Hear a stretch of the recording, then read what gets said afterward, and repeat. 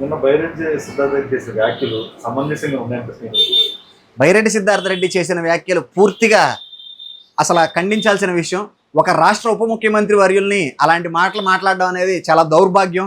రాజకీయ పరిణితి లేని నాయకులు మాట్లాడే మాటల కింద మేము వీటిల్ని అనుకుంటున్నాం.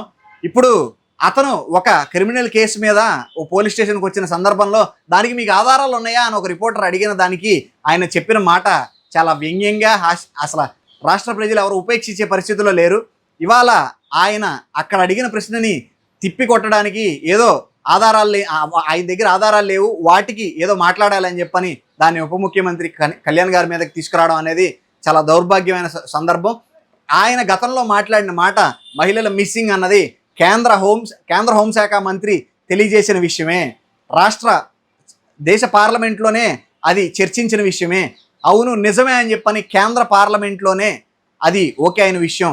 ఈ సందర్భంగా మేము బైరెడ్డి సిద్ధార్థ రెడ్డి గారికి ఒకటి తెలియజేయాలనుకుంటున్నాం, మా దగ్గర పూర్తి ఆధారాలు ఉన్నాయి, ఆ ఆధారాలతోనే మేము మాట్లాడాము, మీలాగా ఆధారాలు లేకుండా మేము మాట్లాడట్లేదు.